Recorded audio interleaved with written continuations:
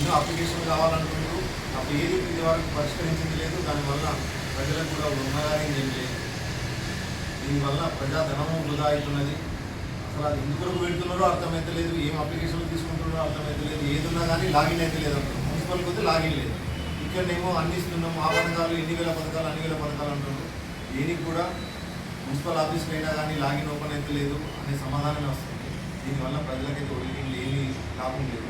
ప్రజాధనం వృధా అవుతున్నది. నేను ఖండిస్తున్నాను. 99 రోజుల ప్రజా పాలన ప్రగతి ప్రణాళిక పేరు మీద ఈ రాష్ట్రంలో కాంగ్రెస్ ప్రభుత్వము ప్రజలను వంచి మోసం చేయడానికి, ప్రజాధనాన్ని వృధా చేయడానికి ఒక పక్క ప్రణాళికతో ఈ యొక్క తెలంగాణ రాష్ట్రంలో ఈ యొక్క ప్రజాపాలన పేరు మీద మన అనేకమైనటువంటి ప్రజాధనాన్ని మన రూఢీ చేసినటువంటి ప్రభుత్వం ఏదైనా ఉంది అంటే ఈ రాష్ట్రంలో కేవలం కాంగ్రెస్ పార్టీ. ఇవాళ అడుగుతా ఉన్నాం, భారతీయ జనతా పార్టీ తరఫున ప్రజాపాలన పేరు మీద ప్రజలకు ఏమైనా ఒరిగిందంటే ఏం లేదు. ఇవాళ ఈ యొక్క రాష్ట్రం లోపల విద్యార్థి పింఛన్లు కానీ, సాధారణ పింఛన్లు కానీ, చదువుకునే విద్యార్థులకు స్కూళ్ళు ఇస్తున్నారు. అదేవిధంగా ఈ యొక్క నిరుద్యోగులకు 4,000 రూపాయల నిరుద్యోగ వృత్తి ఇస్తారని చెప్పి అన్నారు. అదేవిధంగా ఈ యొక్క పట్టణంలో ఉన్నటువంటి ప్రజలందరూ కూడా తాగునీటి సమస్య పరిష్కారం చేస్తామన్నారు. శ్మశాన వాటికలను అభివృద్ధి చేస్తామని చెప్పి అన్నారు.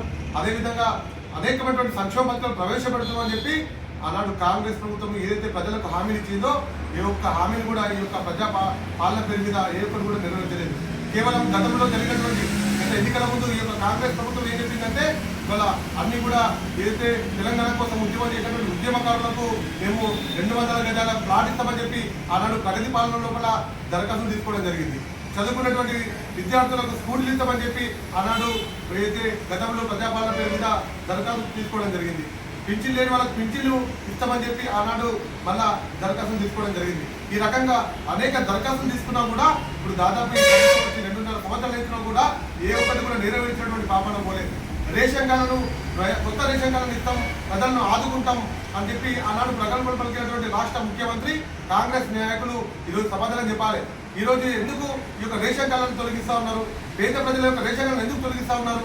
చాలా మంది ఇల్లు కట్టుకోవడానికి ట్యాక్సీలు కడితే ఆ ట్యాక్సీలు కట్టేటువంటి పేద ప్రజల యొక్క రేషన్ కార్డును తొలగిస్తే వాళ్ళ పరిస్థితిని అర్థం చేసుకోవాలి. నేను అడుగుతా ఉన్నాను, అనేక మంది పెద్ద పెద్ద నాయకులు ఉన్నారు, పెద్ద పెద్ద వ్యాపారస్తులు ఉన్నారు, మరి వాళ్ళ యొక్క రేషన్ కార్డు తొలగించట్లేదు. కేవలం పేద ప్రజల యొక్క రేషన్ కార్డు ఎందుకు తొలగిస్తూ ఉన్నారు? మరి ఈ యొక్క ప్రజాపాలన పేరు మీద 99 రోజుల ప్రజాపాలన పేరు మీద ఈ యొక్క పట్టణంలో ఏమైనా అభివృద్ధి జరిగిందా అంటే శూన్యం.